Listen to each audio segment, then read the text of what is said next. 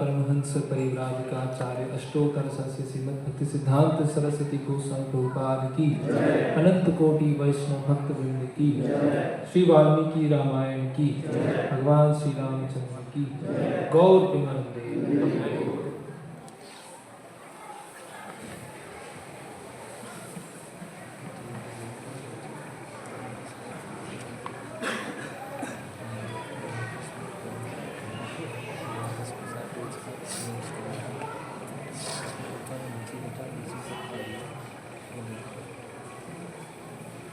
ओम नमो भगवते वासुदेवाय।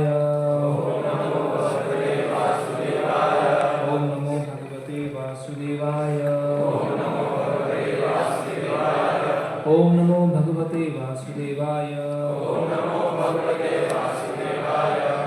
ओम ज्ञानतिमिरन्धस्य ज्ञानञ्जनं शलाकया चक्षुरुन्मिलितं येन तस्मै श्रीगुरुवे नमः। श्री चैतन्य मनोभीष्टं स्थापितं येन भूतले स्वयं रूप तदा मह्यं ददाति स्वापदान्तिकं।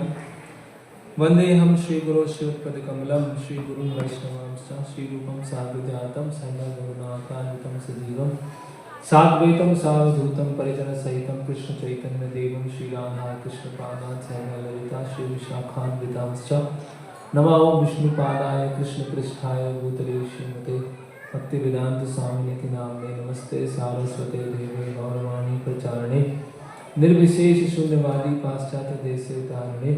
जय श्री कृष्ण चैतन्य प्रभु नित्यानंद श्री अद्वैत गदाधर शिवासादि गौर भक्तवृंद। हरे कृष्णा कृष्णा कृष्णा हरे हरे, हरे राम राम राम हरे हरे। रामाय रामभद्राय रामचंद्राय वेदसे रघुनाथाय नाथाय सीताय पते नमः। हरे कृष्णा। तो अभी 2 हफ्ते के बाद 6 तारीख को श्री रामनवमी उत्सव है। तो भगवान राम की शिक्षाओं से संबंधित हम चर्चा करेंगे श्री वाल्मीकि रामायण से। तो आप में से कौन कौन है जिन्होंने पूरी रामायण पढ़ी है?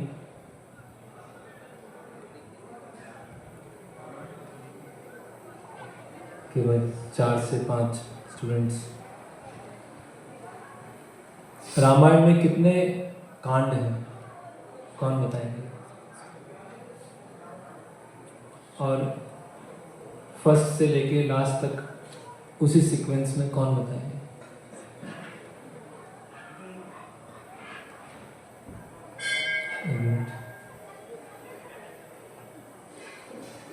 कौन पहली बार आया आज क्लास में? कौन कौन पहली बार आया?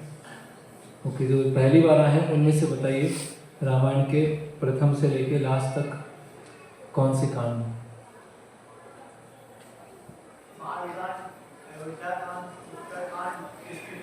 हाँ, गलत।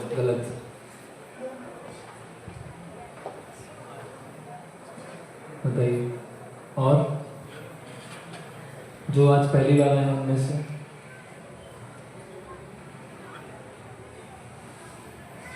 अच्छा, जो पहली बार आया उनमें ये बताइए कितने कांड हैं टोटल रामायण में?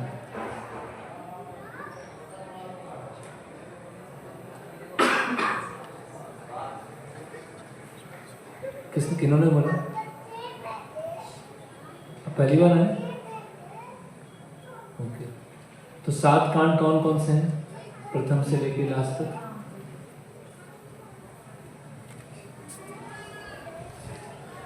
जो रेगुलरली आते हैं उनमें से कोई बताना चाहेंगे? बीच में से कोई? हाँ बताइए। हाँ,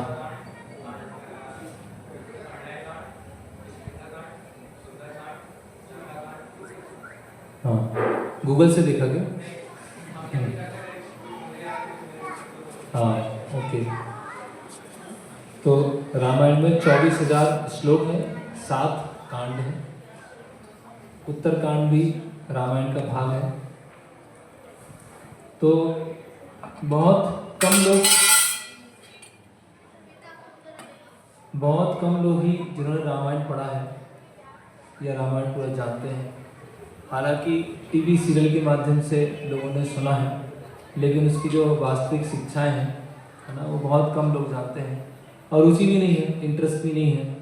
अगर किसी को पूछा जाएगा कि आपने ये मूवी देखी है, तो वो उस मूवी देखी भी होगी, उसको रिपीट भी कर देंगे, है ना, उसमें ये था, उसमें ये था। लेकिन तो हमारा जो भारतीय संस्कृति है, वैदिक कल्चर है, उसका धीरे धीरे डिग्रेडेशन हो रहा है। और जो हर एक साधारण व्यक्ति को रामायण महाभारत की शिक्षाएं पता होता था, वो अभी धीरे धीरे लुप्त प्राय होती जा रही है। हम जय श्री राम बोल सकते हैं, या राम मंदिर का जब ओपनिंग हुआ तो उसमें बहुत उत्साही हो सकते हैं, लेकिन अभी राम मंदिर को ओपनिंग को 1.25 साल हो गया है। तो 1.25 साल में भी अगर कोई रामायण पढ़े तो आराम से 3 से 4 बार वो पढ़ सकता है। तो हमारी ऐसी स्थिति है। तो और ऊपर से कई ऐसे मॉडर्न स्कॉलर हैं, राइटर्स हैं, देवदत्त पटनायक जैसे, है ना, जो कि रामायण का ही मसाला लेते हैं, उसको अलग तरह से प्रस्तुत करते हैं।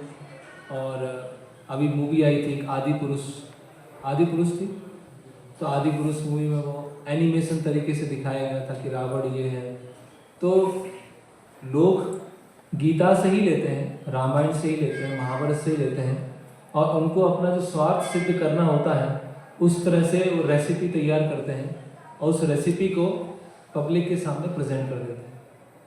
वो अगर अपना कुछ बनाएंगे और दूसरों को प्रस्तुत करेंगे तो शायद इतना हिट नहीं हो पाएगा, लेकिन अगर रामायण से ही उठाएंगे, महाभारत से उठाएंगे और उसको अपने अनुसार कुछ परिवर्तित करके लोगों के सामने प्रस्तुत करेंगे तो क्या लगेगा, ये रामायण के ऊपर एक नया प्रकाश डाला गया, एक रामायण को अलग दृष्टिकोण से समझाया गया, लोग ऐसे समझेंगे।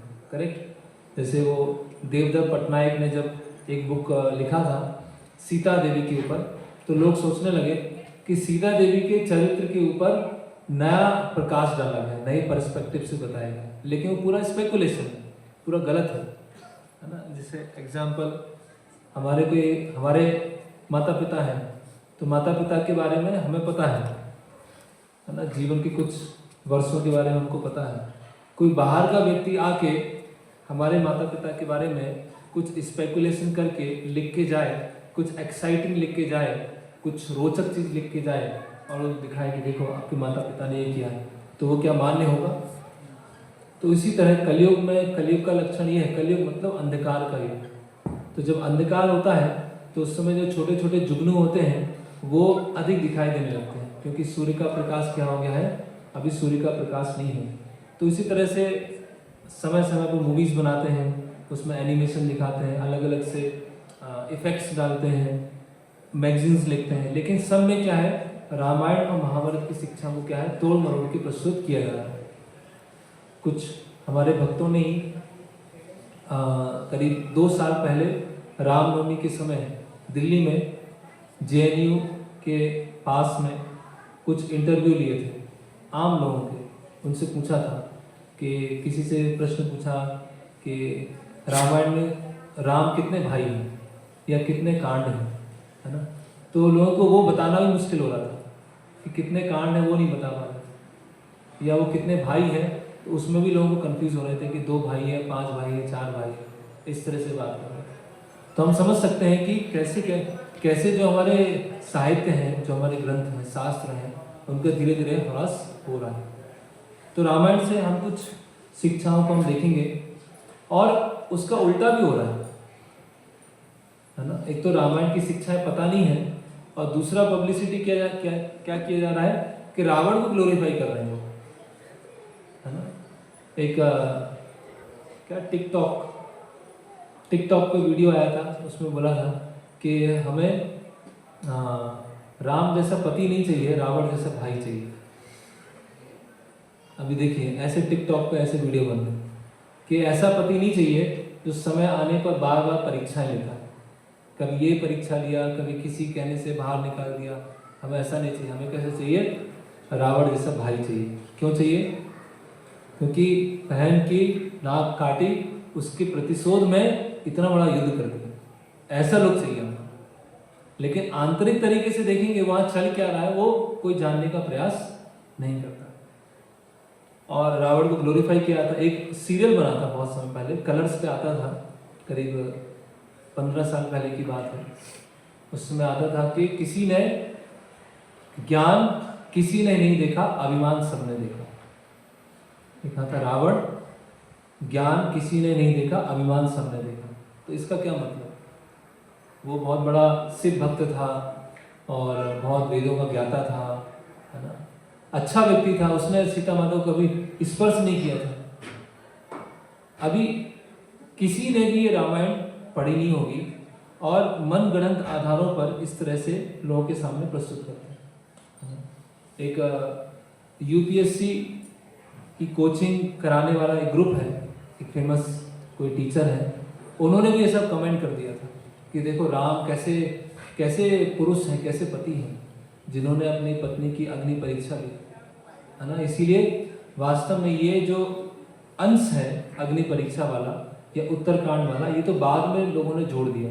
ये जो स्त्री विरोधी लोग थे या दलित विरोधी लोग जो हैं, है ना, वो उनके अगेंस्ट में ये सब लिखा गया, इसीलिए ये उत्तरकांड बाद में जोड़ दिया।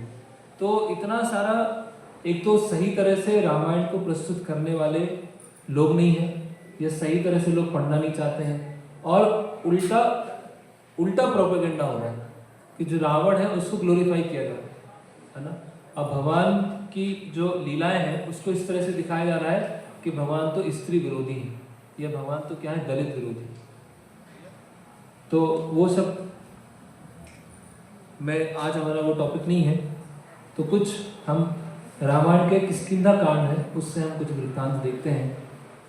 तो ये जो समय है जब सुग्रीव और बाली का वध होता है, सुग्रीव बाली आपस में युद्ध करते हैं और बाली का जब वध हो जाता है तो किष्किंधा का जो राजा है वो बनाया जाता है सुग्रीव को।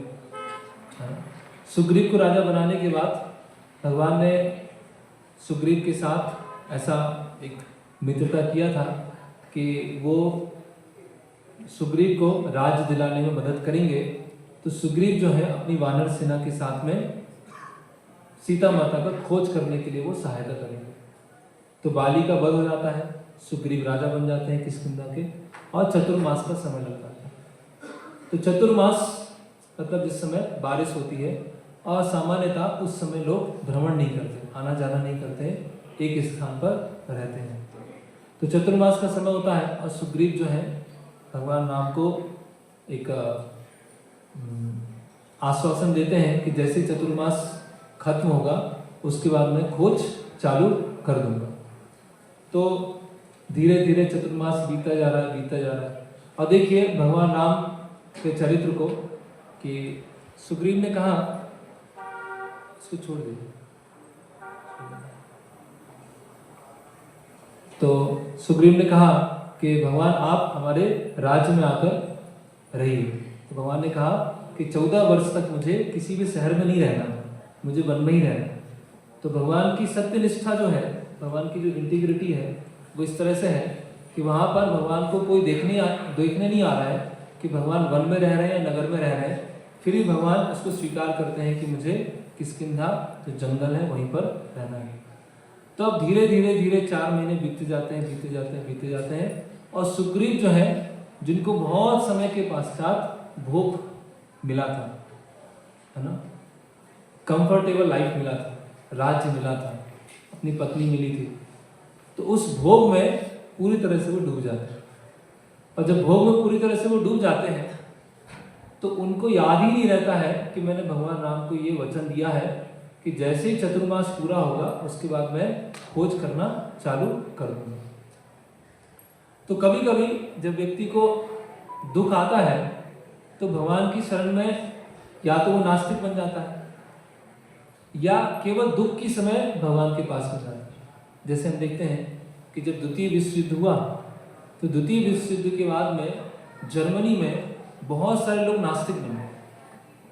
जब जर्मन्स को ऐसे कंसंट्रेशन कैंप में रखा गया और इतना यातना दे देकर उनको मारा गया और उनको स्वयं का मल मूत्र खाने के लिए विवश कर दिया गया और अंततः वो मर गए, तो वो सब चीज़ों को देखकर लोगों को लगने लगा कि भगवान जैसे तो कोई है ही नहीं, है ना। तो कुछ लोग दुख के आने के क्या होते हैं, नास्तिक बन जाते हैं, है ना। भगवान होते तो ऐसा नहीं होता। और कुछ लोग क्या होते हैं, दुख को मिटाने के लिए भगवान के पास में जाते हैं। तो जो सुग्रीव हैं बहुत परेशान थे, वो ऋषिमुख पर्वत पर रहते थे, और जब भगवान राम और लक्ष्मण पहली बार ऋषिमुख पर्वत के पास में आते हैं तो वो एकदम घबरा जाते हैं कि बाली भी कोई दूत तो नहीं है, बाली भी तो नहीं भेजा है। तो हनुमान जी पता लगाने जाते हैं और बाद में मित्रता होती है। तो जब उससे और पीछे जाते हैं तो बाली जब आता है और सुग्रीव को देखता है कि सुग्रीव सिंहासन में बैठा हुआ है, तो बाली सुग्रीव को पूरे विश्व में, पूरी दुनिया में खदेड़ता है, हर द्वीप में जाता है। और क्योंकि बाली को श्राप था कि ऋषिमुख पर्वत के ऊपर बाली नहीं आ सकता है, इसीलिए सुग्रीव वहाँ पर फंसे, मतलब वहाँ पर छुपे हुए थे। तो ऐसे बहुत लंबे समय तक चिंता, भय, असुविधा, है ना, अभाव की स्थिति में रहते हुए वो बहुत ज़्यादा क्या थे, दुखी थे। और जैसे ही बाली का वध हुआ तो उनकी जो चिंता थी, अभाव थी, असुविधा था, दुख था, वो सब चला गया। और जैसे ही वो चला गया तो वो क्या चले गए, वो पूरी तरह से भोग विलास में डूब गए। और भगवान राम को जो आश्वासन दिया था, जो वचन दिया था, उसको वो भूल गए। तो इसी तरह से कभी कभी हमारे जीवन में कंफर्ट्स आ जाते हैं तो हम क्या हो जाते हैं, कॉम्प्लेसेंसी हो जाती है। कॉम्प्लेसेंसी मतलब हम भूल जाते हैं। अभी जैसे एग्ज़ाम आ रहे हैं, है ना, एग्ज़ाम से पहले स्टूडेंट्स आएंगे कि भगवान एग्ज़ाम आ रहे हैं, पास करा देना, ये एग्ज़ाम क्रैक हो जाए। फिर रिजल्ट, एग्ज़ाम के बाद फिर रिजल्ट आने वाला होगा तो भगवान, है ना, बस रिजल्ट आ रहा है, कल आने वाला है, पास करा देना। और जैसे एग्ज़ाम पास हुए फिर मंदिर आने से कोई लेना देना नहीं, फिर कोई मतलब नहीं। वो सब क्या था, मोटिवेटेड था कि आज मुझे एग्ज़ाम में पास होना है, या मेरी नौकरी नहीं लग रही है, या शादी नहीं हो रही है, तो इसीलिए वो मंदिर आए। और जैसे ही वो दुख चला गया, जैसी वो समस्या चली गई, तो क्या हो गए, मंदिर से भगवान से कुछ लेना देना नहीं। मतलब मंदिर और भगवान क्या है, एक बिजनेस ट्रांजैक्शन की जगह है। हम क्या करते हैं, एक व्यापार करते हैं। हम आते हैं, प्रार्थना करते हैं, थोड़ा सा दान देते हैं और भगवान से बोलते हैं भगवान ये काम आप करा दें। तो इस तरह से कभी कभी व्यक्ति दुख आने पर भगवान की शरण में आ तो जाता है, लेकिन जैसे ही उसके दुख चले जाते हैं तो भगवान को भूल जाते हैं। तो इस तरह से सुग्रीव जो है वो भी भूल गए। तो भगवान राम लक्ष्मण जी से बोलते हैं कि ये सुग्रीव ने तो अभी तक कुछ किया नहीं, 4 महीने बीत गए, चतुर्मास पूरा हो गया, कुछ दिख ही नहीं रहा है कि कुछ खोज चालू हुई है। तो भगवान बोलते हैं कि संसार में पृथ्वी का सबसे बड़ा भार क्या है, कृतज्ञ व्यक्ति। कृतज्ञ मतलब अनग्रेटफुल, कृतज्ञ, इसको उर्दू में बोलते हैं एहसान फरामोश। तो पृथ्वी का सबसे बड़ा भार कौन है, भगवान राम लक्ष्मण जी को बोलते हैं कृतज्ञ। जो भगवान सभी तरह की सुविधाएं हमको प्रदान कर रहे हैं, भगवान अलग अलग तरह से हमारा पालन पोषण कर रहे हैं, उसको ना पहचान कर भगवान को धन्यवाद भी नहीं देना, भगवान के लिए करना तो एक अगला स्टेप हो जाएगा, भगवान को थैंक्स भी नहीं देना, उसको बोलते हैं कृतज्ञ, अनग्रेटफुल। तो अनग्रेटफुल पर्सन क्या होता है, पृथ्वी का सबसे बड़ा भार होता है। तो ऐसे ही भगवान उनको सब सुख सुविधा प्रदान कर रहे हैं, वायु दे रहे हैं, जल दे रहे हैं, खाने के लिए सब्जियां हैं, फल हैं, कपड़ा कॉटन ये पेड़ से आ रहा है, सब कुछ भगवान अपनी प्रकृति के माध्यम से प्रदान कर रहे हैं। लेकिन उसको हम नहीं पहचाने, और अगर पहचान भी लिया तो बदले में हम कुछ नहीं कर रहे हैं, तो हमारा जैसा अनग्रेटफुल पर्सन और कोई नहीं। क्या हवा, कभी ऑक्सीजन का बिल आया है, कभी किसी घर में ऑक्सीजन का बिल आया है? नहीं आया ना। पानी का बिल आता है, लेकिन अल्टीमेटली पानी कहाँ से आ रहा है, या सूर्य की किरणों का बिल आया हो, सूर्य प्रकाश का बिल आया हो, तो ये सब अपने आप आ रहा है।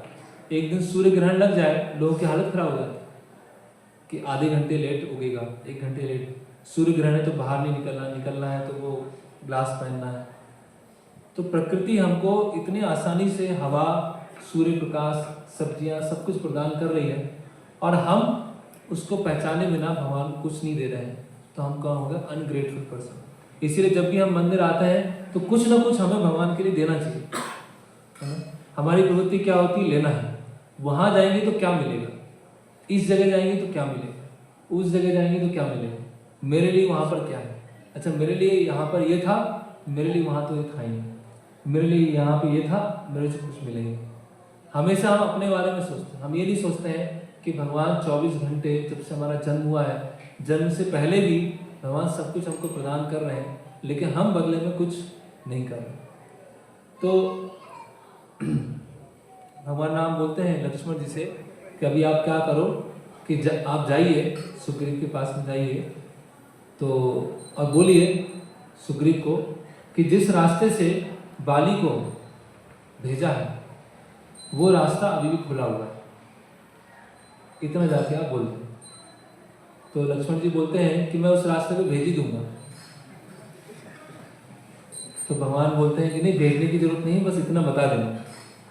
तो लक्ष्मण जी वहाँ पर जाते हैं और किष्किंधा में प्रवेश करते हैं, और जब किष्किंधा में प्रवेश करते हैं तो इतना क्रोध में थे, इतना क्रोध में थे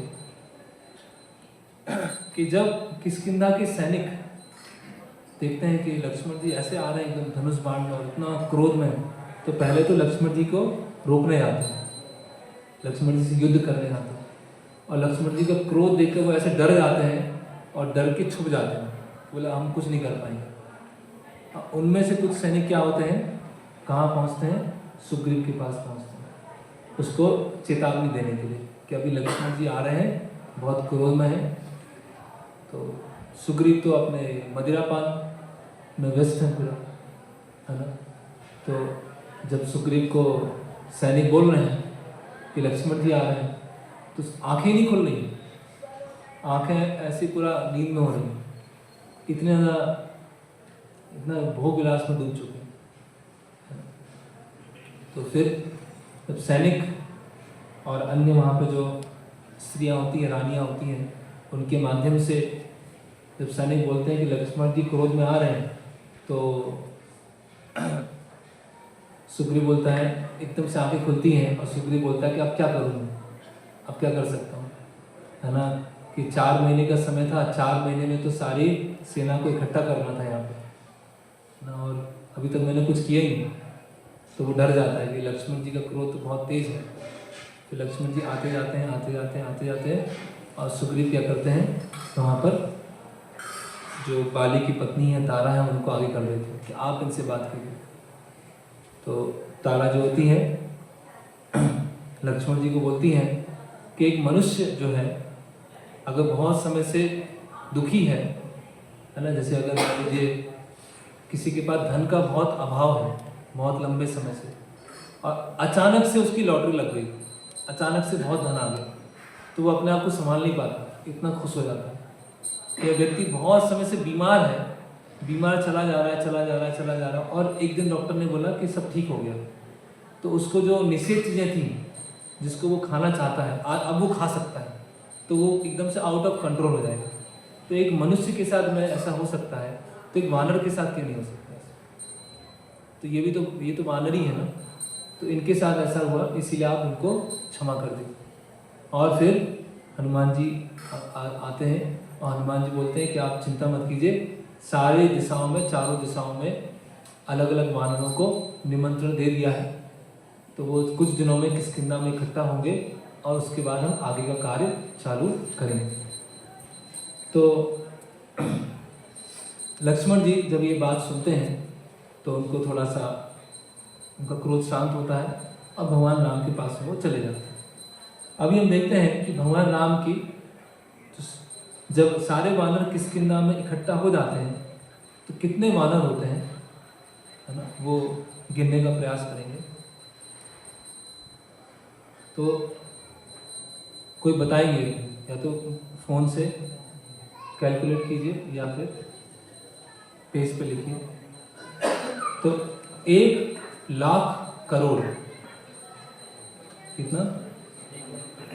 1,00,000 करोड़ जो होता है एक शंखु होता है। 1,00,000 करोड़ एक शंखु, ठीक है। 1,00,000 शंखु जो होता है वो होता है एक महाशंखु। 1,00,000 शंखु जो होता है वो होता है एक महाशंखु। 1,00,000 महाशंखु जो होता है वो होता है एक वृंद। 1,00,000 वृंद जो होता है वो होता है एक पद्म। फेल हो गया कैलकुलेटर। 1,00,000 पद्म जो होता है वो होता है एक महापद्म। 1,00,000 महापद्म जो होता है वो होता है एक खर्व। 1,00,000 महापद्म जो है एक खर्व। 1,00,000 खर्व जो होता है वो होता है एक महाखर्व। जिसने कैलकुलेट कर लिया उसको आज प्राइज मिलेगा। तो 1,00,000 खर्व जो होता है एक महाखर्व। 1,00,000 महाखर्व जो होता है वो एक समुद्र। 1,00,000 समुद्र जो है वो होता है एक ओघा। 1,00,000 ओघ जो होता है वो एक महाओघ। तो भगवान राम की सेना में 100 करोड़ महाओघ बंदर थे। 100 करोड़ महाओघ। कितना हुआ? तो इतने सारे बंदरों को भगवान राम अकेले मैनेज कर। तो प्रभुपाद जैसे बताते हैं कि आजकल किसी भी शक्तिशाली व्यक्ति को या थोड़ा सा कोई चमत्कार दिखाता है, उसको भगवान घोषित कर देते हैं कि ये भगवान है, ये चमत्कार दिखाते हैं। अगर कोई व्यक्ति बोलता है कि मैं भगवान हूँ, तो उसको आप 5 बंदर दे दो मैनेज करने के, कि भाई ये 5 बंदर हैं, इनको मैनेज करना, तो वो पागल हो जाएगा, क्योंकि बंदर तो बंदर ही है, छलांग तो लगाएंगे वो।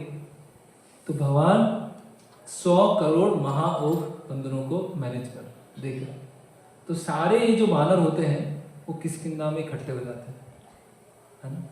जहाँ भगवान है वहाँ एक जगह है स्फटिक शिला, वहाँ भगवान रहते हैं और चारों तरफ से सारे वानर सेना इकट्ठी हो जाती है। तो फिर वाल्मीकि रामायण में बताया है कि भगवान राम और लक्ष्मण जी क्या करते हैं, निरीक्षण करते हैं कि वानर सेना कैसी है, कितने लोग आए हैं, कौन कौन लीडर है।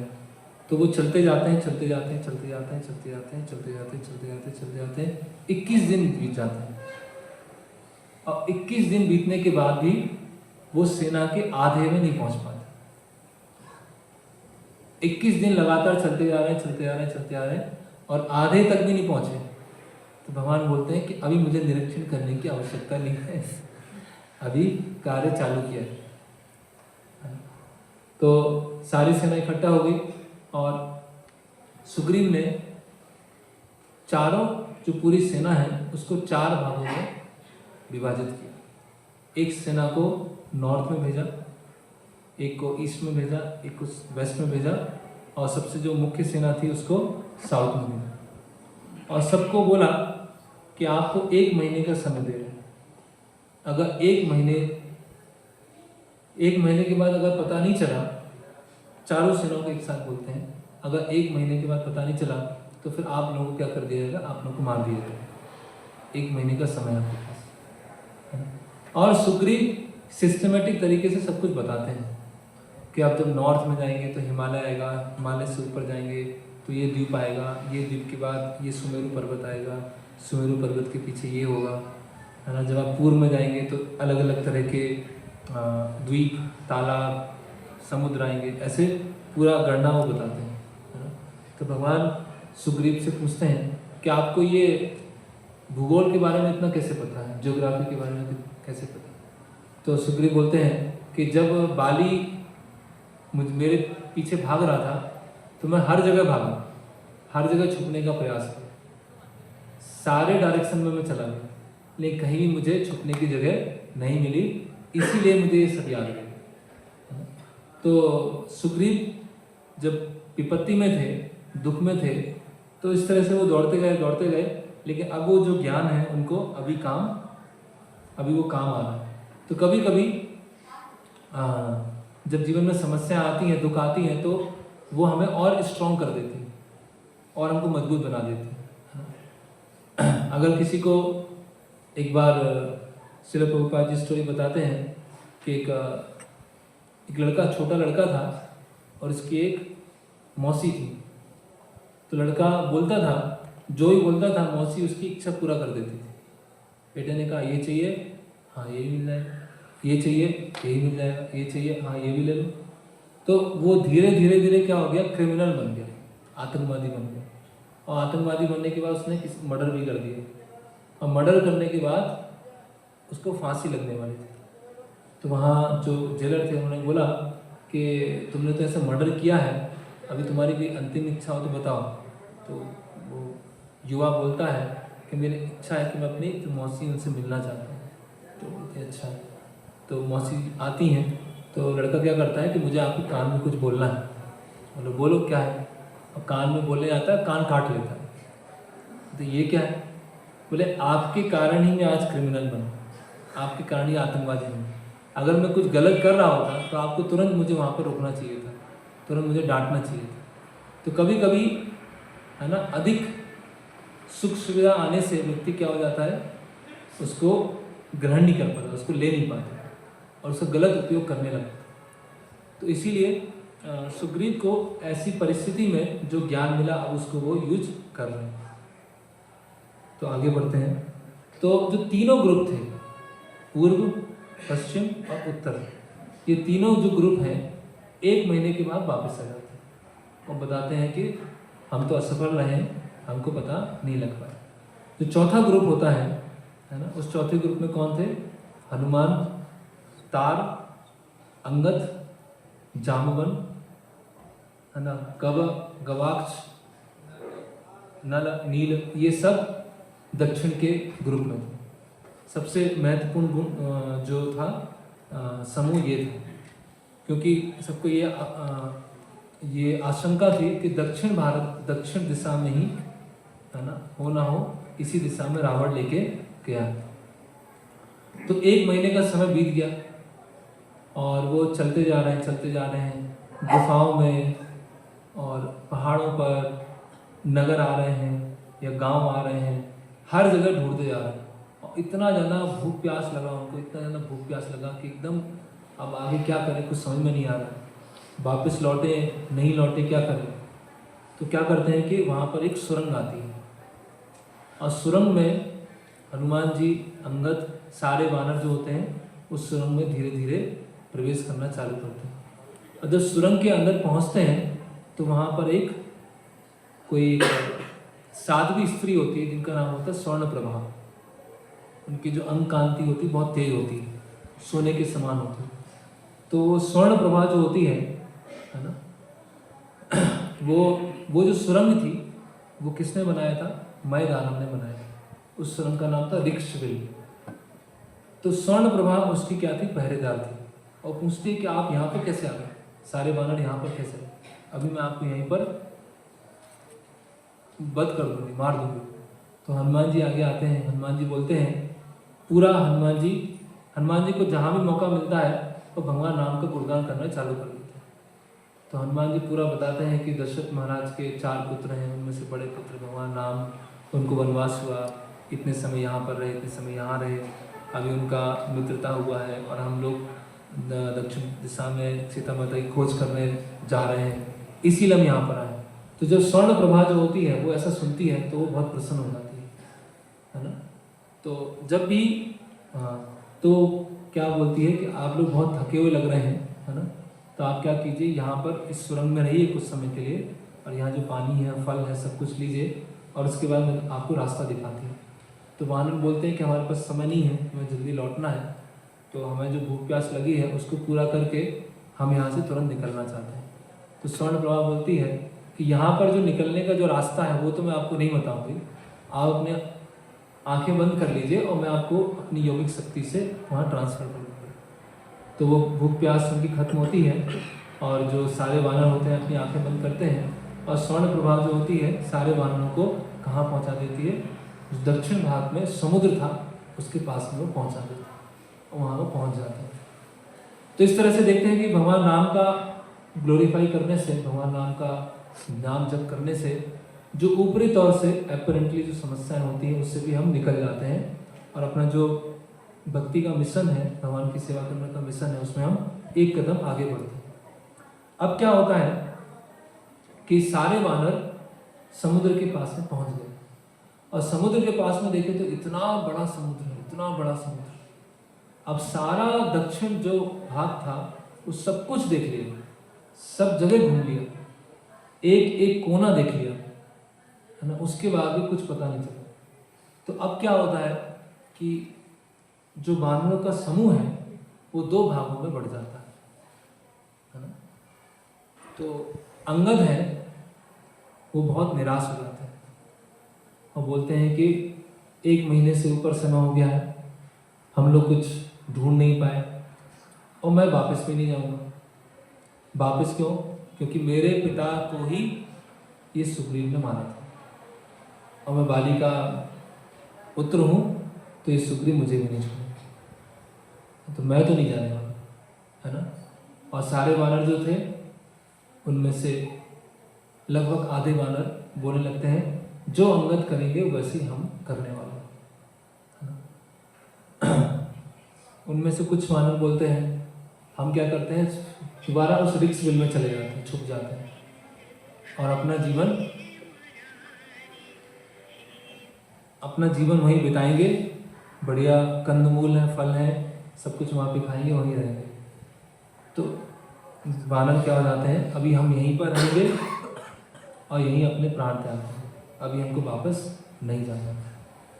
लेकिन हनुमान जी बोलते हैं कि देखिए ऐसा नहीं करना चाहिए, जो भी हमको सेवा मिली है, जो भी सर्विस दी गई है, उसको हमें पूरा करना है। और ऐसा नहीं है कि सुग्रीव आपके द्वेषी हैं, अगर हम बिना समाचार लिए पहुंचेंगे तो भी सुग्रीव एक्सेप्ट करेंगे। तो जब कोई ऐसे सेवा करते हैं, भगवान की सेवा की जाती है, तो कभी कभी क्या होता है, जब सेवाओं में सफलता नहीं मिलती है या सेवाओं में कुछ आगे आसानी दिखती है, तो आगे अंदर अंदर भक्तों में क्या हो जाता है, मतभेद हो जाते हैं, अंदर अंदर समझ नहीं पाते हैं। कुछ लोग बोलते हैं कि ऐसा करना चाहिए, कुछ लोग बोलते हैं ऐसा करना चाहिए। लेकिन हनुमान जी क्या है, अपने लक्ष्य में बहुत क्लियर है। हनुमान जी क्या अपने गोल में बहुत क्लियर है कि मुझे जो भगवान राम ने सेवा दिया है उसको मुझे कंप्लीट करके आना है। अगर कंप्लीट करके नहीं आया तो उनको जैसा भी है उनको आके बताना है।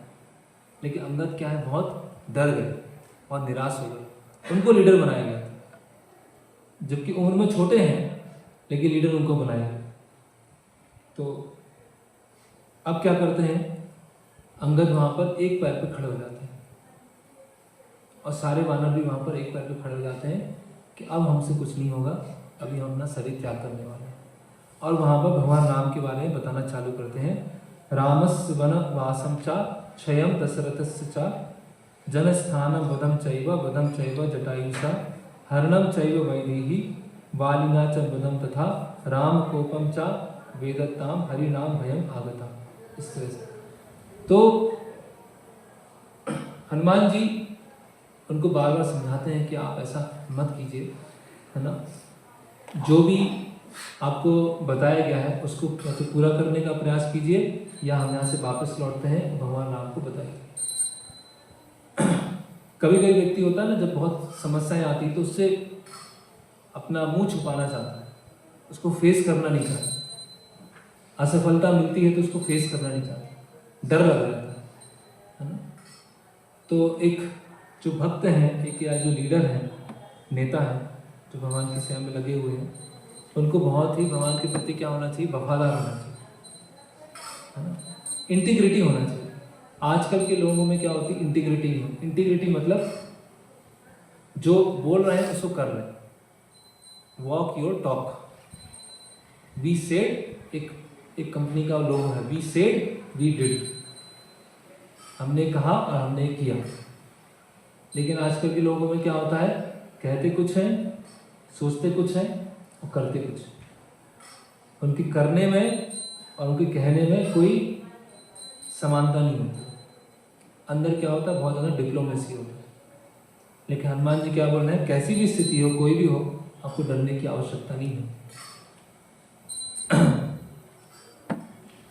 तो जैसे ही अंगद और बाकी जो समूह है इस तरह से श्लोक पढ़ते हैं, तो उसमें एक नाम आता है जटायु, है ना। जन स्थानम वदम चैव जटायुषा, कि जन स्थान में जैसे जटायु ने अपने प्राण त्याग दिए, वैसे ही आज हम सब भी अपने प्राण त्याग देंगे। अभी दोनों में अंतर है। तो अब क्या होता है, जैसी एक वहां पर वो होता है ईगल, वल्चर हिंदी में क्या बोलेंगे, गिद्ध। एक गिद्ध होता है, वल्चर होता है, वो ऊपर से देख रहा होता है यहाँ कुछ वानर हैं और कुछ भी उनकी एक्टिविटी नहीं चल रही, कुछ भी नहीं चल रहा है, तो आज तो मुझे बढ़िया खाने को मिल गया, आज मुझे अच्छा ब्रेकफास्ट मिल गया। और वो होते हैं संपाति। और संपाति जब बहुत ऊंचे आकाश में उड़ रहे होते हैं तो गिद्ध की नज़र क्या होती है, बहुत तेज होती है, नीचे तक वो देख सकते हैं, है ना। तो वो संपाति थे, वो बहुत ऊपर उड़ रहे थे और नीचे वो देखते हैं कि सारे वानर खड़े हुए हैं, आज का तो मेरा बढ़िया अच्छा नाश्ता हो गया था। और जैसे ही वो संपाति नीचे आ रहे होते, धीरे धीरे आ रहे थे, और उसी समय अंगद और सारे वानर भगवान राम का गुणगान कर रहे हैं। और उसमें बीच बीच में क्या आ रहा है कि जैसे जन स्थान में जटायु ने अपने प्राण त्याग किए थे, वैसे ही आज हम सब अपने प्राण त्याग कर देंगे। तो जैसे ही संपाति सुनता है कि जटायु प्राण त्याग कर दिए जन स्थान में, क्यों प्राण त्याग किए, किस लिए किए, क्या परिस्थिति बनी थी, तो जटायु क्या हो जाते हैं, एकदम से चौकन्ने हो जाते हैं, है ना। तो कब भगवान हमारे जीवन में टर्न कर दे हमको पता नहीं चलेगा। हमें सब कुछ अंधेरा लग रहा होगा, सब कुछ विपरीत लग रहा होगा, और एक झटके में भगवान क्या कर सकते हैं, सारे इवेंट्स को क्या कर सकते हैं, टर्न कर सकते हैं। तो जहाँ पर सारे वानर पूरे निराश, पूरे हताश और पूरे मरने के लिए तैयार हैं, अब तो हमें छोड़ देंगे, तो जैसे ही संपाति वहाँ पर आते हैं, बोलते आप किसकी बात कर रहे हैं, जटायु की बात कर रहे हैं, क्या हुआ, जटायु तो मेरा छोटा भाई है ना, और वो कैसे मरा, क्या हुआ। तो वहाँ जो वानर अंगद होते हैं वो सारी घटना बताते हैं कि ऐसा ऐसा हुआ था, जब रावण ने सीता देवी का अपहरण किया था तो वो जटायु बचाने गया और जटायु को इस तरह से रावण ने मारा।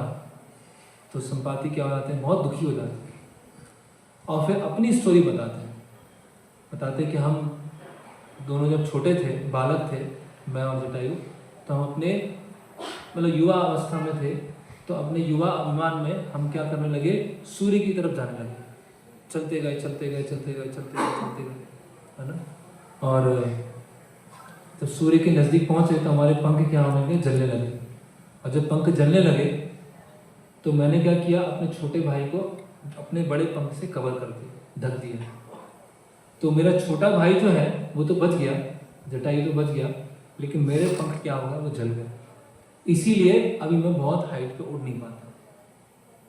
तो जब वो इस तरह से बताते हैं तो अंगद बोलते हैं कि आपको पता है अभी जिस कार्य के लिए हम लोग निकले हैं, हमने बता दिया, आपको पता है। तो संपाति बोलते हैं हाँ मुझे पता है। तो संपाति बोलते हैं कि ये जो समुद्र है जो आप देख रहे हैं, इस समुद्र में 100 योजन दूर, यहाँ से 100 योजन, एक योजन में कितने किलोमीटर होते हैं, 12 किलोमीटर, लगभग 15 किलोमीटर लगभग। तो 100 योजन दूर है, मतलब वहाँ से कितना दूर है, 1500 किलोमीटर दूर है। तो 100 योजन दूर यहाँ पर क्या है, लंका है। मैं अपनी दूर दृष्टि से, जो गिद्ध दृष्टि है, उससे मैं देख सकता हूँ। तो वानर बोलते हैं और क्या देख सकते हैं हम, वो लंका की मुझे रोड दिखाई दे रही है, लंका में महल दिखाई दे रहे हैं, सारे रास्ते दिखाई दे रहे हैं, कोस दिखाई दे रहा है, रावण का महल दिखाई दे रहा है, मतलब और क्या दिखाई दे रहा है, मतलब अलग अलग उद्यान दिखाई दे रहे हैं, है ना। तो और क्या दिखाई दे रहा है, तो अलग अलग उद्यानों में बहुत सारे फल लगे हुए हैं, बहुत सारे झील है, और क्या आपको और क्या दिखाई दे रहा है। तो ऐसे धीरे धीरे और बताते जाते हैं और बोलते हैं कि वहाँ पर एक वाटिका है, अशोक वाटिका है, उसमें एक पेड़ के नीचे सीता देवी वहाँ पर बैठी हुई है, मैं यहाँ से देख सकता हूँ। तो जैसे ही वो संपाति अंगद को, हनुमान जी को ये समाचार देते हैं तो सब नाचना चालू कर देते हैं, और सब एक दूसरे को गले लगाना, अपने पूंछ पकड़ के पूंछ को चूमना ऐसा चालू कर देते हैं, और सब एकदम खुश हो जाते हैं को ऐसा होगा ये होगा। तो आप देखिए कि कैसी चीज़ें एकदम टर्न हो जाती हैं। कुछ समय पहले ही, कुछ घंटे पहले ही ऐसा प्रतीत हो रहा है कि सब कुछ खत्म हो गया है ना, लेकिन भगवान के ऊपर, भगवान के नाम के ऊपर, भगवान की लीलाओं के ऊपर भरोसा रखते हुए और अनायास ही उन्होंने जटायु का नाम लिया, और नाम लेने से ऐसा हो गया कि संपाति ने उनको ये पूरा सब कुछ बता दिया, है ना। तो इसीलिए कैसी भी स्थिति हो, है ना, कभी कभी क्या होता है, जो जीवन होता है ऐसा स्ट्रेट लाइन नहीं होती। जीवन कैसा होता है, ऐसा होता है, ऐसा होता है, ऐसा होता है, ऐसा होता है, ऐसे चलता रहता है। तो अब जैसे वो भूल भुलैया होती ना, ऐसे कई जगह भूल भुलैया होती है, तो अगर सीधा रास्ता है तो सीधे रास्ते में आप चल जाएंगे, लेकिन भूल भुलैया ऐसे ऐसे है उसमें एंट्री भी है और एग्जिट भी है। लेकिन एंट्री से जब इंटर किए हम, तो आपको हमको पता नहीं चल रहा, पता नहीं हम आगे बढ़ रहे हैं कि नहीं बढ़ रहे हैं, यहाँ से बाहर निकलने का रास्ता है या नहीं है। तो हम क्या हो जाते हैं, बिविल्डर्ड हो जाते हैं, भ्रमित हो जाते हैं, हमें समझ में नहीं आता, पता नहीं जीवन में क्या करूँगा, है ना। तो ऐसे जीवन में बहुत सारी अलग अलग तरह की समस्याएं होती हैं, लेकिन भगवान के भक्त उनका आश्रय लेते हुए अगर हम जीवन में आगे बढ़ते हैं तो हमें समय के साथ में क्या होती है, स्पष्टता आती है। समय के साथ में हमें भगवान की सेवा करने का जो गोल है वो और क्लियर होना चालू होता है। हम सबने अपने जीवन में अनुभव किया है कि कभी कभी कैसे रहता है, जीवन में डेड एंड आ जाता है, बस अब तो कुछ बचा नहीं, अब तो कुछ कर ही नहीं सकते। लेकिन डेड एंड नहीं होता। जिसने भगवान के भक्तों का आश्रय लिया है उनके जीवन में कभी डेड एंड नहीं होता। तो अब क्या होता है, जब वानरों को ये पता चल जाता है कि 100 योजन दूर लंका है और लंका में पूरा एक बड़ा, इतना बड़ा सोने की लंका, इतना बड़ा राज्य है, तो अभी वहाँ जाना होगा, तो कौन जाएगा, है ना। तो रावण जो है उसने सब चीज चोरी की थी। अच्छा प्रोफेशनल चोर था वो। लंका भी खुद की नहीं थी। किसकी लंका थी वो? कुबेर जी की लंका थी। पुष्प विमान किसका था? कुबेर जी का। ठीक है। एक जो मूवी आई थी कुछ समय पहले, तो उसमें डायलॉग था कि रावण कोई बनता नहीं है, परिस्थिति रावण बना देती है। कोई व्यक्ति वास्तव में रावण होता नहीं है, उसको परिस्थिति बना देती। क्या परिस्थिति बना दी उसको, है ना। उसको करीब 7 लोगों के श्राप थे। रावण को 7 लोगों के श्राप थे, है ना। वेदवती का श्राप था, पुंजक स्थली का श्राप था, नंदी का श्राप था, पार्वती देवी का श्राप था, ऐसे 7 उसके ऊपर श्राप थे, है ना। तो चोरी की लंका है, चोरी का पुष्प विमान है, और उसने क्या करने का प्रयास किया, स्वर्ग तक सीढ़ी बनाने का प्रयास किया था। किस लिए? इसी शरीर में, इसी योनि में वो कहाँ जा सकते हैं? स्वर्ग में जा सकते हैं। जैसे आजकल लोग सैटेलाइट के थ्रू, अलग अलग यान के थ्रू उच्च लोकों में जाना चाहते हैं। प्रभुपाद बताते हैं कि जो उच्च लोक है वो स्वर्ग के भाग है, और स्वर्ग में हम कैसे जा सकते हैं? पुण्य के माध्यम से जा सकते हैं, आर्टिफिशियल चीजों के माध्यम से नहीं जा सकते। अगर जाएंगे भी तो हम पहुंच भी नहीं पाएंगे, वो एक अलग विषय है। तो ये आसुरी प्रवृत्ति है, नेचर को कंट्रोल करना, प्रकृति को कंट्रोल करना। रावण के जो लंका है वहां पर जब वो बैठता था अपने सिंहासन पर, तो पैर किसके ऊपर रखता था? काल कहीं शनिदेव बताते, काल के ऊपर अपना पैर रखता था, है ना। अग्निदेव, है ना, वायुदेव, सब कांप रहे हैं, डर रहे हैं। मतलब प्रकृति की सारी चीजों को क्या कर लिया? कंट्रोल कर लिया। आजकल की भी असुर ऐसे ही। चलो वैज्ञानिक अनुसंधान से बहुत सारी सुख सुविधाएं मिली हैं, पंखा मिला, लाइट मिली, बहुत सारी चीजें मिली हैं, लेकिन इसका मतलब ये नहीं है कि हम प्रकृति को पूरी तरह से मैनिपुलेट कर सकते हैं, मृत्यु को रोक सकते हैं, बुढ़ापा को रोक सकते हैं, बीमारी को रोक सकते हैं। तो प्रकृति को मैनिपुलेट करके अपने अनुसार चलाने की जो प्रवृत्ति है वो क्या है? आसुरी प्रवृत्ति है। ओके, तो ये अलग। तो इस तरह से वो सोने की पूरी लंका थी। अभी वहाँ क्या होता है कि सारे वानरों का मीटिंग होता है। सारे वानर मीटिंग, मुख्य वानर आते हैं, बोलते हैं कि कौन यहाँ से जाएगा, कौन ये 100 योजन को पार करेगा, वहाँ पता लगाएगा और पता लगा के वापस आएगा। तो जो गज होते हैं बोलते हैं मैं 10 योजन जंप मार सकता हूँ। गवाक्ष होते हैं बोलते 20 योजन, शरभ होते हैं बोलते 40 योजन, गंधमादन बोलते हैं 60 योजन, सुषुम्न बोलते हैं 80 योजन। इतना मैं छलांग लगा सकता हूँ।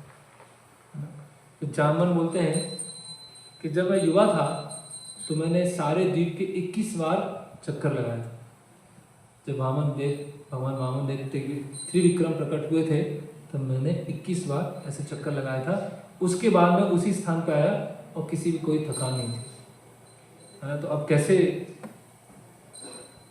क्या किया जाए? तो सारे वानर सोचते हैं कि अभी तो कोई दिख ही नहीं रहा, यहाँ से कौन जाएंगे? कोई 20 जा सकता है, कोई 30 जा सकता है, कोई 40 है, कोई 80 है, अंगद बोलते हैं मैं 100 जा सकता हूँ, लेकिन फिर लौट के आऊँगा वो फिक्स नहीं है।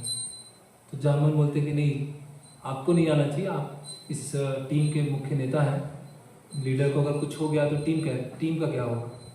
तो इस तरह से सब वहाँ बैठे होते हैं, है ना। तो अभी जामवन सब निराश हो जाते हैं कि पता तो लग गया है, लेकिन इसको पार कौन करेगा, 100 योजन। तो जामवन किसकी तरफ इशारा करते हैं, हनुमान जी की तरफ। और यहाँ काफ़ी विस्तार से बताया गया 2-3 अध्याय में कि वो हनुमान जी को क्या करते हैं, अपनी पुरानी चीज़ों को स्मरण दिलाते हैं। तो एक तरह के लोग होते हैं जो हमको भगवान की सेवा के लिए उत्साह देते हैं, और दूसरे तरह के लोग होते हैं जो हमको निरुत्साहित करते हैं। निरुत्साहित करने वाले, तुमसे तो कुछ होगा ही नहीं, तुम तो कुछ कर ही नहीं सकते, तुम तो नालायक हो, तुम क्या कर पाओगे। एक होते हैं निरुत्साहित करने वाले, एक होते हैं उत्साहित करने वाले, कोई बात नहीं, ये हो जाएगा, कर सकते हो, तुम नहीं कर पाए तो मैं तुम्हारे साथ में हूँ, हम दोनों साथ में करेंगे। तो ऐसे हमारे साथ में भी ऐसे मित्र होना चाहिए जो हमको भगवान की सेवा में आगे बढ़ाएं। ऐसे मित्र नहीं होना चाहिए कि शनिवार आया, चलो यार इस्कॉन मंदिर चलते हैं, सैटरडे प्रोग्राम है, अरे क्या करेंगे इस्कॉन मंदिर जाके, वो गीता से कुछ सुनाएंगे बस, बढ़िया घूमने चलते हैं। तो हमें कैसे मित्रों को अपने साथ में रखना है, जो हमको मंदिर के लिए, स्पिरिचुअलिटी के लिए, भक्ति के लिए हमको उस तरफ ले जाएं या उससे हमको दूर ले जाएं, है ना। ऐसा होता है, 2 मित्र हैं, गहरे मित्र हैं, एक का थोड़ा भक्ति की तरफ झुकाव हो रहा है, गीता पढ़ना चाह रहा है, और दूसरा मित्र क्या बोलता है, ये सब बेकार की चीज़ें, बुढ़ापे में पढ़ना, ये सब ये बुढ़ापे की चीज़ें हैं, जब दिखना बंद हो जाएगा, दांत गिर जाएंगे, है ना, बीमार हो जाओगे, जब कुछ बचेगा नहीं तब क्या पढ़ेंगे। अभी तो पढ़ नहीं पा रहे हो, जब पूरा शरीर ही जर्जर हो जाएगा तो उस समय क्या पढ़ेंगे। तो इसी तरह से हमें अपने आसपास ऐसे लोगों के साथ रहना चाहिए, या ऐसे फ्रेंड्स बनाने चाहिए जो हमको भगवान की तरफ ले जाने में क्या करें, इनकरेज करें, ना कि हमको डिस्करेज करें, ना हमको पीछे ले लें। तो यहाँ पर हनुमान जी जो हैं चुपचाप बैठे हुए हैं, और फिर जामवन अलग अलग तरह से उनको श्लोकों के माध्यम से बोलते हैं, पक्षवा यत बलम तस्य तावत भुजा बलम तव विक्रमा चापि वेगाचा नाते तेना अपीयते। कि आपके शरीर के हर अंग में कैसी शक्ति है, जैसे गरुड़ के पंखों में शक्ति है ना। बलम बुद्धिम च तेजा चा सत्यम चा हरि सत्यम, आप में बल है, आप में बुद्धि है, तेज है, सत्व है। विशिष्टम सर्वभूतेषु किम आत्मना सज्जसे, और आप क्या है, हम सब में बहुत विशेष है। बोलते हैं कि उठो, है ना, उत्तिष्ठ हरि शार्दूला, कि आप क्या शेर के समान हो, आप उठो और आप में ये शक्ति है कि आप समुद्र को वापस समुद्र को लांग के जाओ।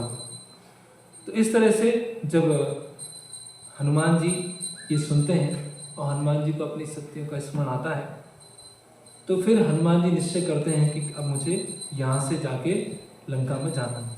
उसका भी बहुत विशाल वर्णन है जो कि सुंदरकांड के नाम से है। हालांकि लोग शनिवार और मंगलवार को सुंदरकांड पढ़ लेते हैं, लेकिन अगर उसकी शिक्षाओं को देखेंगे, उसको डिटेल से देखेंगे तो बहुत सारी शिक्षाएं है ना। जैसे कि एक ही शिक्षा हम देखते हैं, उसके बाद हम समाप्त करेंगे कि सीता देवी क्या है, एक जीव को प्रतिनिधित्व कर रही है, एक जीव का प्रतिनिधित्व कर रही है। और रावण क्या है, वो है लस्ट को प्रतिनिधित्व कर रहा है, प्रतिनिधित्व नहीं कर रहा, वो है ही लस्ट। और लंका क्या है, शरीर। तो इस शरीर में जीवात्मा रहती है, इस शरीर में जीवात्मा रहती है। जब जीवात्मा की बहुत तीव्र इच्छा होती है, जैसे जब सीता देवी भगवान राम से अलग हो जाते हैं, तो भगवान राम भी क्या हो जाते हैं, बहुत दुखी हो जाते हैं, बहुत ज़्यादा परेशान हो जाते हैं। तो जब हम भगवान से दूर होते हैं तो केवल हम ही दुखी नहीं है, भगवान ही बहुत दुखी है। अब भगवान अधिक दुखी है। जैसे पुत्र है, अपने पिता से जब अलग हो जाता है तो पुत्र को इतना नहीं लगता है कि वो दुखी है, पिता को अधिक अनुभव होता है कि मेरा बेटा मुझसे दूर है। तो भगवान हमसे अधिक दुखी होते हैं। और जब जीव का एक सिंसियर डिजायर होता है कि मुझे भगवान के पास दोबारा जाना है, तो भगवान क्या करते हैं, अपने प्रतिनिधि गुरु को भेजते हैं। तो हनुमान जी क्या है, गुरु हैं। भगवान राम परमात्मा के रूप में जानते हैं कि सबकी सिंसियर डिजायर क्या है। सीता माता जो है वो लंका से वापस आना चाहती है। कहने का मतलब ये है कि जब जीव का बहुत तीव्र इच्छा होता है कि मुझे भगवान के साथ फिर से यूनाइट होना है, फिर से भगवान की सेवा करना है, तो भगवान क्या करते हैं, हमारे जीवन में गुरु को भेजते हैं। और फिर गुरु जाते हैं, उस जीव को देखते हैं, और जीव की अगर सिंसियर इच्छा है तो उस जीव को दोबारा वापस लेके आते हैं। ये पूरा सुंदरकांड में चल रहा है विस्तार से। तो यहाँ पर अभी हम विराम लेंगे। हरे कृष्णा कृष्णा कृष्णा हरे हरे, हरे राम राम राम हरे हरे। किसी का कोई प्रश्न है?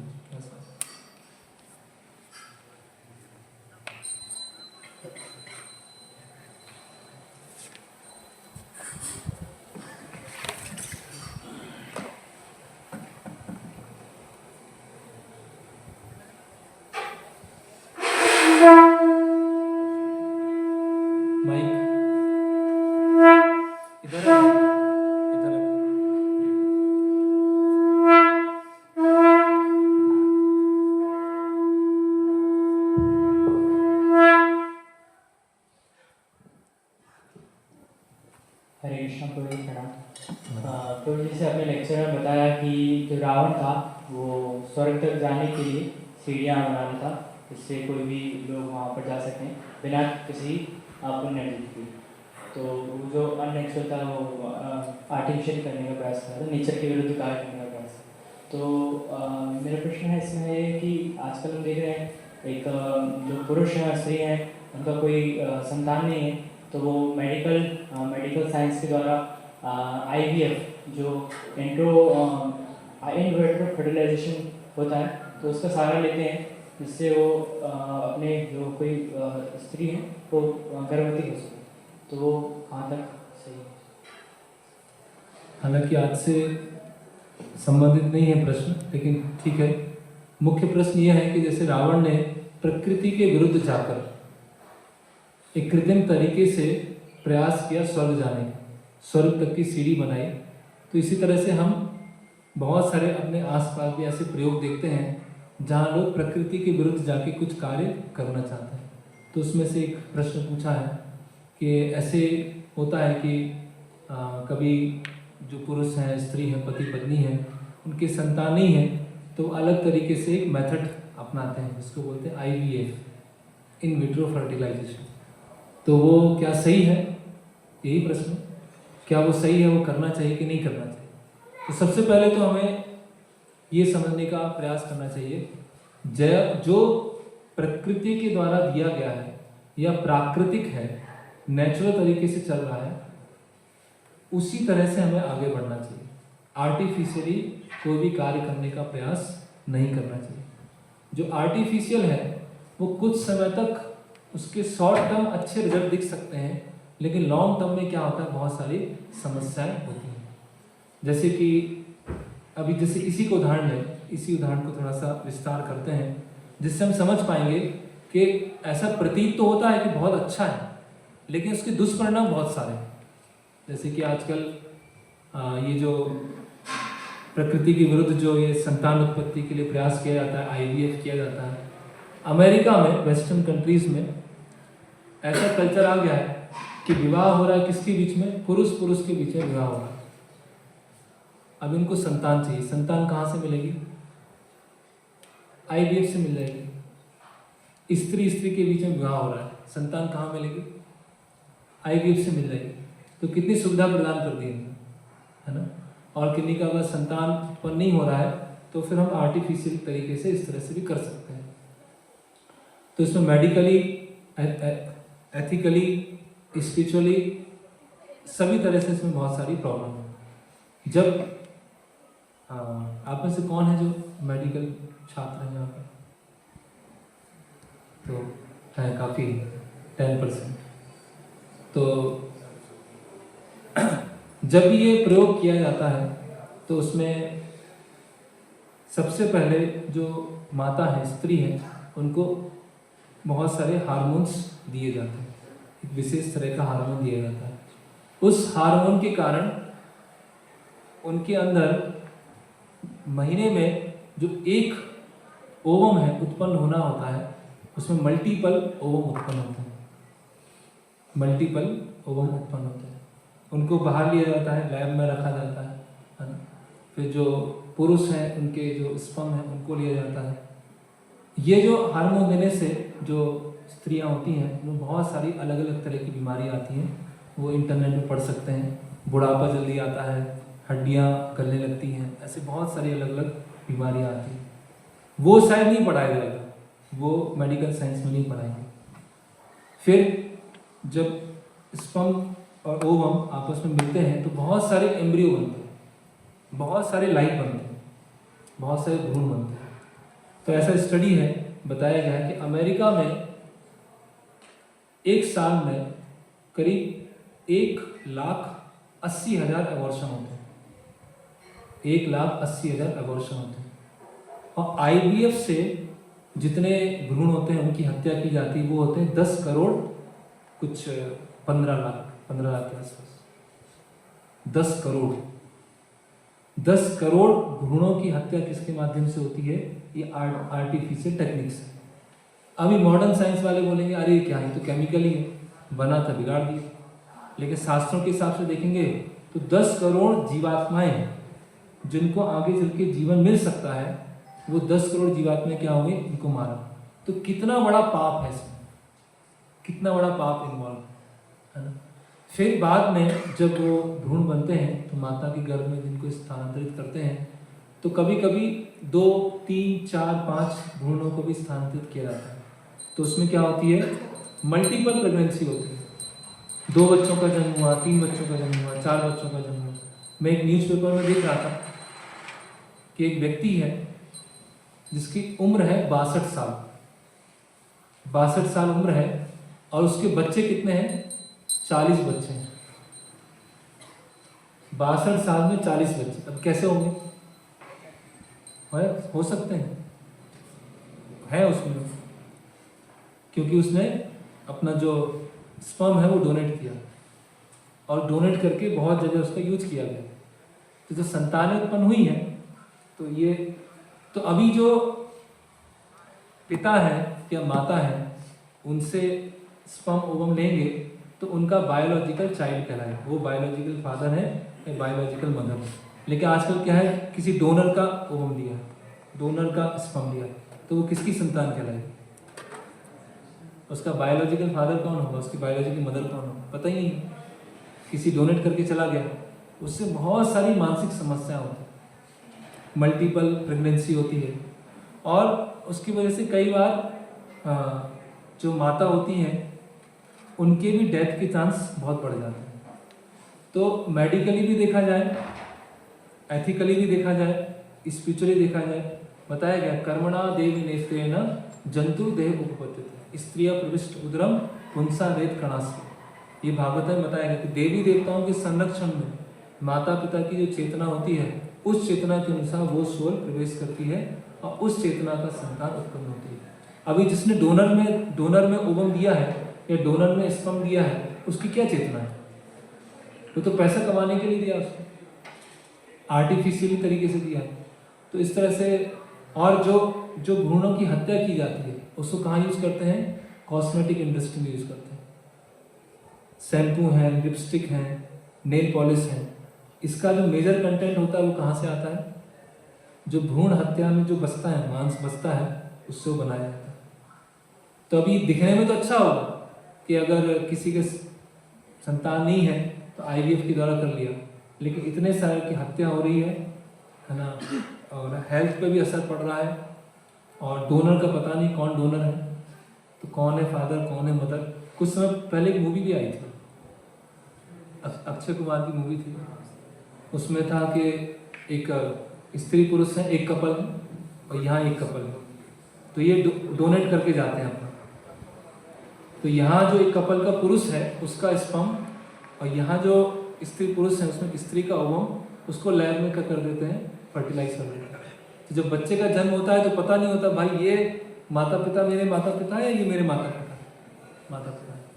ऐसा बहुत हो गया। बहुत सारे जो टूरिस्ट होते हैं जब इंडिया आते हैं तो उनको गर्भ धारण नहीं करना है, तो यहाँ पे किराए की कोख लेते हैं, सरोगेट मदर बोलते हैं। तो ये अभी कोई जो मेडिकल साइंस पढ़ते हैं उनको तो अच्छा लगेगा, देखो नेचर को भी मैनिपुलेट कर दिया उसको, नेचर को भी आगे पीछे कर दिया, लेकिन उसके दूरगामी प्रभाव क्या होने वाला। तो मानसिकता वही है, वो जो रावण की मानसिकता थी वही है, बस उसका तरीका क्या हो गया है, अलग हो गया। करेक्ट यही है। और कोई प्रश्न आज के टॉपिक से रिलेटेड? वो पीछे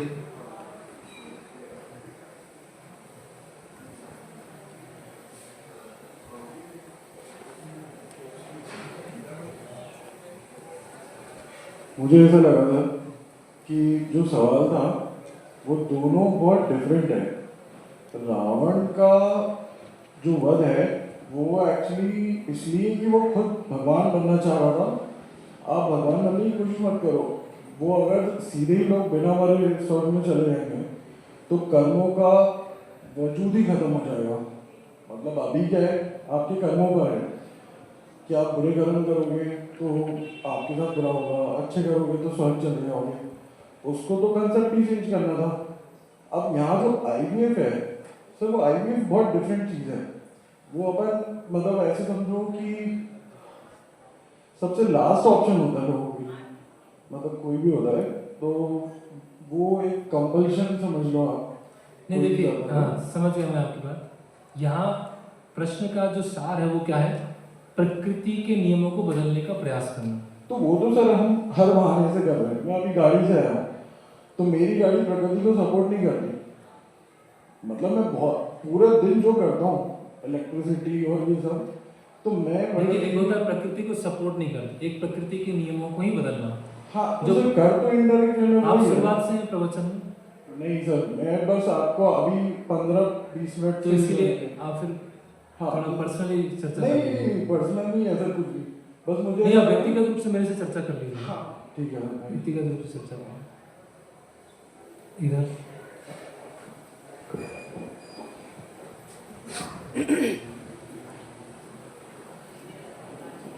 हरे कृष्णा प्रभु जी, मेरा क्वेश्चन ये था कि आप बोले थे कि हनुमान जी थे वो भूल गए थे बोलना। तो अभी हम जहाँ तक हमको बताया कि कुछ दिन पहले, मतलब कुछ ही दिन पहले जब राम भगवान को लाए थे तो उड़ के ही लाए थे, मतलब कंधा पर बिठा दिया। तो इतना जल्दी कैसे नहीं आपने पढ़ा नहीं है, इतनी जल्दी कैसे भूल गया, ये नहीं था। भूल गया मतलब अपनी शक्तियों को, उनको ही पहले तो राम भगवान और लक्ष्मण जी को वहाँ पर्वत से लाए थे। हाँ पर्वत से लाए थे, वो एक शक्ति है, एक तरह की शक्ति है। उनकी बहुत सारी शक्तियाँ हैं और कुछ दिन पहले लाए थे, कुछ महीनों पहले लाए थे। कई महीने बीत चुके हैं, 4-5 महीने बीत चुके हैं। और उनके पास बहुत सारी शक्तियाँ, बता रहे ना कि गरुड़ की तरह तेज है, इतनी उनकी बुद्धि है और बहुत सारे जानवर उनकी शक्तियों को बता रहे हैं। ओके हाँ निश्चय। हरे कृष्ण प्रभु, आज रामायण में एक बताया गया कि एक जगह पर कि जैसे सारे वानर, जितने भी वानर थे वो सभी वानर एक पैर पर खड़े होकर के तपस्या, मतलब शरीर छोड़ने का ट्राई करते थे, पर वो शरीर छोड़ने का एक विचार बनाए अपना, मतलब मानसिक रूप से सब तरीके से हार गए थे और अभी बिविल्डर्ड वाली कंडीशन में वो थे। तो उस सिचुएशन में वो अभी कुछ कर नहीं पा रहे थे, तो उन्होंने विचार किया कि अभी हम प्राण त्याग देते हैं, तो भगवान ने उनको आश्रय दिया। भगवान ने किसी न किसी प्रकार से अरेंजमेंट और नहीं, जब वो इस तरह से विचार किया तो भगवान नाम की गुणगान कर रहे थे वो, साथ साथ में भगवान नाम का गुणगान भी कर रहे थे। हाँ, तो ये हुआ, फिर ये हुआ, फिर ये हुआ। उसी को सुनकर वो आकर्षित हुए, अच्छा ये कब हो, जटायु कब मरे। वो निश्चय किया था कि अभी हम प्राण त्याग देते हैं, लेकिन साथ साथ में पूरे जो भगवान राम का वर्णन है वो भी आपस में डिस्कस करते हैं। हाँ, प्रश्न करें। भगवान राम के वर्णन से मतलब केवल मात्र उनके बारे में श्रवण करने से या सुनने से या बोलने से, मतलब आपस में चर्चा करने से, प्रयास में अगर हम मतलब मिलें तो वापस से पुनर्जागृत होता है क्या? हाँ, प्रयास मतलब जब हमने सारे प्रयास करके देख लिए, जब बिल्कुल प्रयास करके देख लिए, यहाँ क्या बात हो रही है, 1 महीने हर जगह देख लिया, उसके बाद भी समय बीत गया, वो भी देख लिया। अगर हम प्रयास ही नहीं कर रहे हैं, आलस्य है, अब भगवान राम का नाम ले रहे हैं, तो फिर नहीं होगा। भगवान प्रयास भी देखते हैं, जब वो थक के बिल्कुल चूर हो जाएंगे एकदम, फिर भी भगवान का नाम, भगवान की लीलाओं का सहारा नहीं छोड़ा है, तो फिर भगवान मदद करेंगे। और हमने कोई प्रयास ही नहीं किया और फिर भगवान का नाम ले रहे हैं, तो फिर भगवान उसी स्तर की मदद करेंगे। ठीक। हरे कृष्णा कृष्ण कृष्ण हरे हरे, हरे राम राम राम हरे हरे। श्रील प्रभुपाद की जय।